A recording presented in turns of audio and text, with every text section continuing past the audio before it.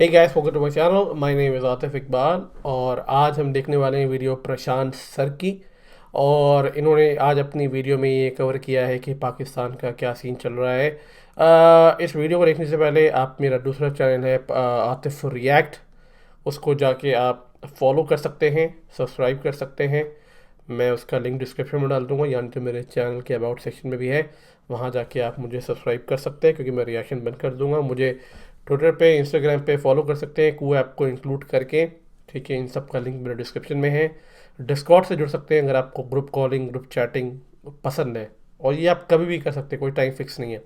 कभी भी, जब भी आपका टाइम लगे कि आप मुझसे बात करना चाहते हो, मुझे देख के आपको एक कनेक्टेड फील होता है, तो please go to that link, come to my Discord server and would love to talk and discuss further. Okay, तो चलो फिर चल के इस वीडियो पे रिएक्शन देते हैं। Alright, let's start the video. 3 2 1 गो। नमस्कार और वेलकम टू वर्ल्ड अफेयर्स। मैं प्रशांत धवन। नाउ रिसेंटली इमरान खान की एक वीडियो काफी वायरल हो गई है ऑनलाइन, जहां पर ये खुद ही एडमिट कर रहे हैं कि इंडिया की फॉरेन पॉलिसी कितनी बेहतर है। भारत अपने लोगों के बारे में सोचता है। इंडिया ने कितनी बैलेंस तरीके से क्वाड को भी देखा, फिर रशिया से ऑयल भी परचेज किया।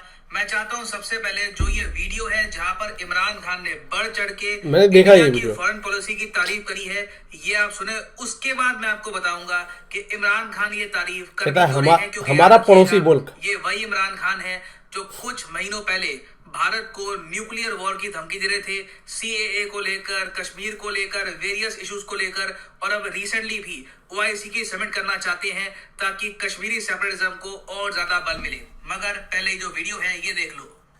मेरे मुल्क की फॉरेन पॉलिसी मेरे लोगों की बेहतरी में हो। साथ वाला हमारा मुल्क है हिंदुस्तान। मैं आज हिंदुस्तान को दाद देता हूं।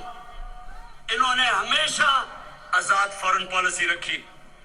आज हिंदुस्तान उनके साथ मिला हुआ, उनका अलायंस है। क्वाड के अंदर अमेरिका का अलायंस की हुई है और अपने आप को वो कहता है मैं न्यूट्रल हूं। रूस से तेल मंगवा रहा है जबकि सैंक्शंस लगी हुई है, लगी है मिर्ची। हिंदुस्तान की पॉलिसी अपने लोगों की बेहतरी के लिए इसको मिर्ची लगी हुई है। ये अपने आप में मैं कहूंगा एक टेस्टमेंट है। Doctor S Jaishankar, prime minister Modi, हमारी विदेश मंत्रालय में बाकी जो लोग हैं, उन सब की सक्सेस का ये टेस्टमेंट है कि जो आदमी आए दिन हमको न्यूक्लियर वॉर की धमकी देता है, वो खुद इंडिया की फॉरेन पॉलिसी की प्रशंसा करने में मजबूर हो गया है। क्योंकि लिटरली इंडिया ने जिस तरीके से क्वाड, रशिया के इशू को बैलेंस किया है अभी तक, इट इज एग्जाम्पलरी।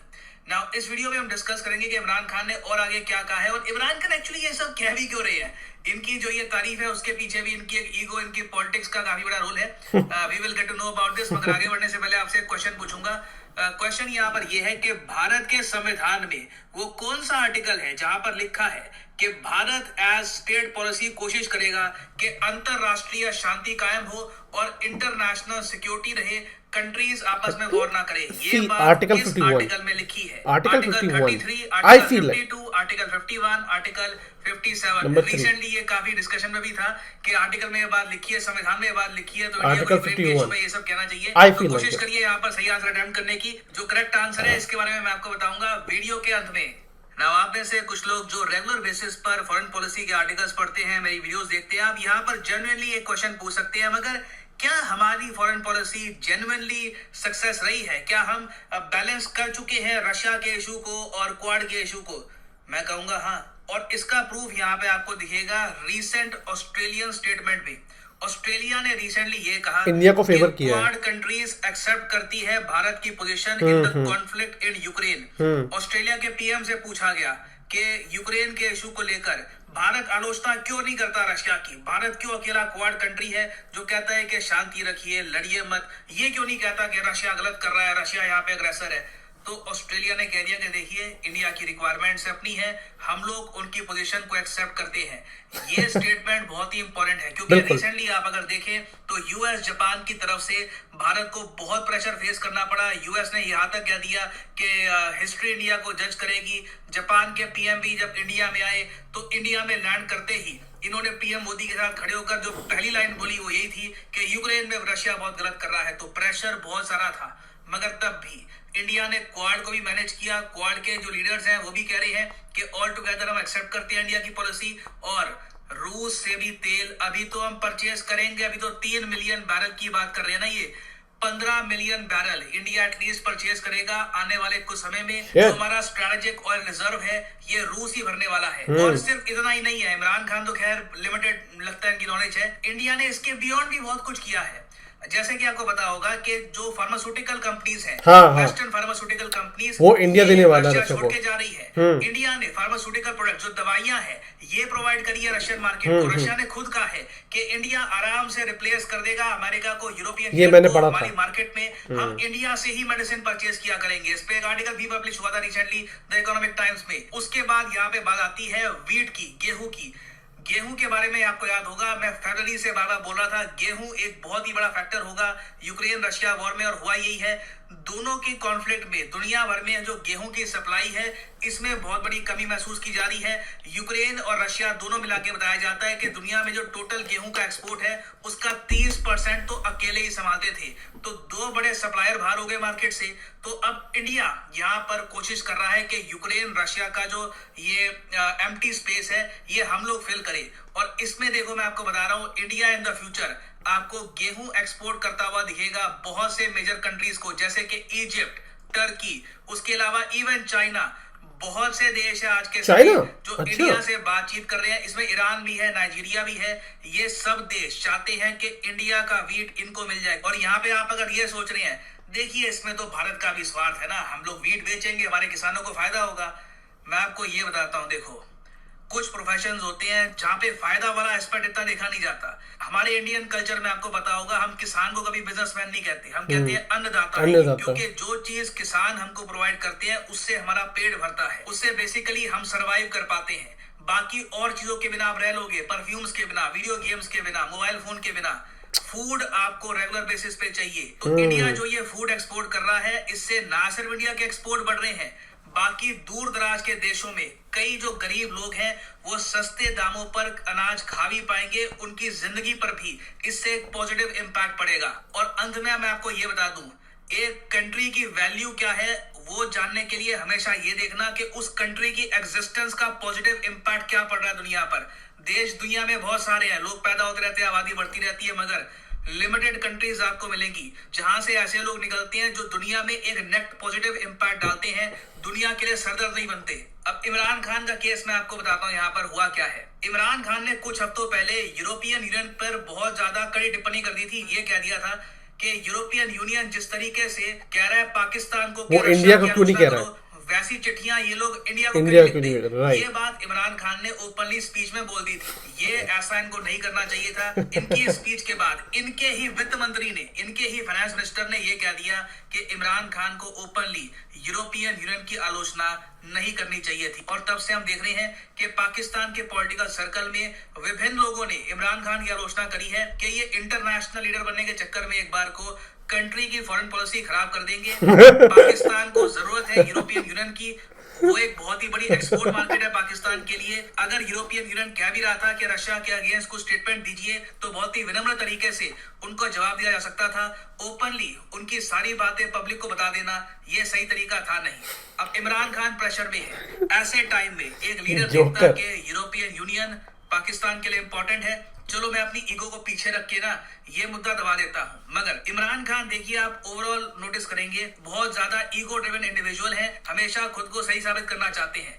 अब रिसेंटली इन्होंने एक और स्पीच दिया, उसमें फिर से यूरोप पे आरोप लगा दिया और कहा कि यूरोप की गलती है, इनको पाकिस्तान पर दबाव नहीं डालना चाहिए। मैं चाहता हूँ ये जो इनकी वीडियो है ये भी आप सुने। यूरोपियन यूनियन की बात की एम्बेसडर्स की, जरा गौर से सुन लें।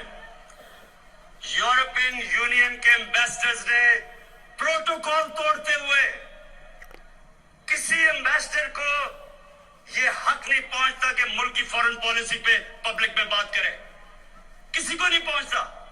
उन एम्बेसडर्स ने प्रोटोकॉल के खिलाफ पाकिस्तान को कहा कि आप रूस के खिलाफ बयान दें। मैंने उनसे सही पूछा कि क्या आप हिंदुस्तान को ये कहेंगे?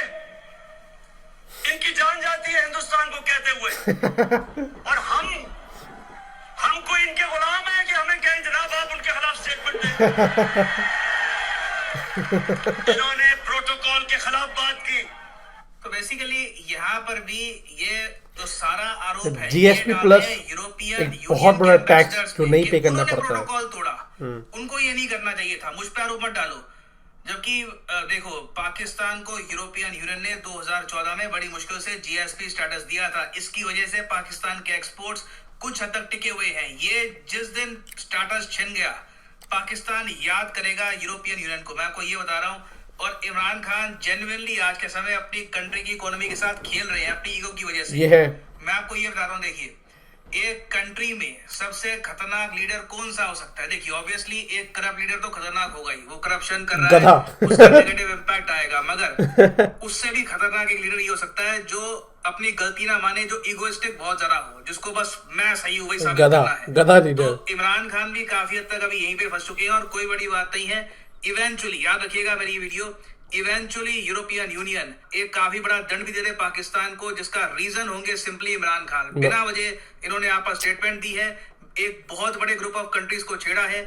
Eventually Pakistan will have to suffer in the long run. Now वापस आते हैं अपने आर्टिकल 51 भारत के संविधान में वो कौन सा आर्टिकल है जहाँ पे लिखा है कि India will work on the promotion of international peace and security? तो सही उत्तर इसका है option C is the answer, article 51 of the constitution of India. यहाँ पे सवाल लिखी है कि the state shall endeavour to promote international peace and security, maintain just and honourable relations between nations. ये सब बातें लिखी हैं and they are part of directive principles of state policy. याद रखिएगा, very important for exam perspective. And finally यहाँ पर मैं ये भी ऐड कर दूं कि आप आई न्यू इट, आर्टिकल 51। और मेरी होने वाली जो धर्मपत्नी है वो मुझ पे प्राउड फील कर रही होंगी। She must be very proud of me because she is highly educated, she has a way higher degree in law, not just law, even higher than law. तो I made her proud on me, so thank you so much. उनके साथ रह रह के मुझे भी थोड़े articles और IPC की धारा ये सब मैं थोड़ा बहुत सीख गया हूँ, मुझे पता ही था। एनीवे वीडियो जैसे कि ओवरऑल बहुत अच्छी थी। जो भी बातें यहाँ पे प्रशांत सर इस वीडियो में कह रहे थे ये ऑलरेडी मैं पढ़ चुका था ऑलरेडी, या मैंने ऑनलाइन न्यूज़ में देखे थे इन सारी चीज़ों को, तो मैं इसको पढ़ चुका था कि कैसे मैंने एक्चुअली ये पाकिस्तान वाली वीडियो मैंने ट्विटर पे देखी थी कल परसों आई गेस, जहाँ पे इमरान खान जो है प्रेस कर रहे थे। यूरोपियन यूनियन वाली भी वीडियो मैंने पहले देखी थी कि कैसे वो ओपनली पब्लिकली जाके ऐसे कह रहे हैं, and that's very upsetting because एक कंट्री जब आपसे कह रही है तो बिल्कुल जो हायर अथॉरिटी जो है वो आपसे कनेक्ट हो रही है, उसको आके आप पब्लिकली कहना, अपने लोगों में उसको पॉलिटिकल गेन की तरह यूज़ करना, इट्स जस्ट अ वेरी डम बिहेवियर। प्रशांत सर ने तो ऑलरेडी बहुत अच्छे से उसको कवर करने की कोशिश करी है कि बोला है कि हाँ वो because of his ego he will let down the entire country, but I feel like he is just डम। The reason why he is dumb because I don't know the action that he is doing, the action he is taking, मुझे लगता भी नहीं है कि वो अपने political analyst लोगों से डिस्कस करते हैं, बात करते हैं कि क्या ये सही है बोलना।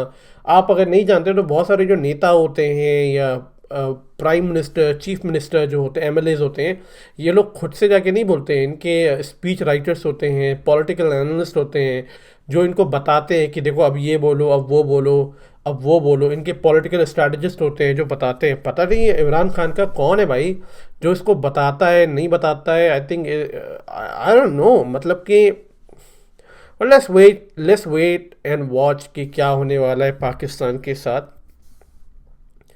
और ये भी शायद मैंने कहीं पढ़ा था या मुझे किसी ने डिस्कॉर्ड पे लिखा था कि आते भाई ये जो है ना इमरान खान हुर्रियत के लोगों को, आई थिंक हुर्रियत या पता नहीं किन को, ये जो है OIC में इनवाइट करना चाह रहा है और इंडिया ने वांट किया है OIC को।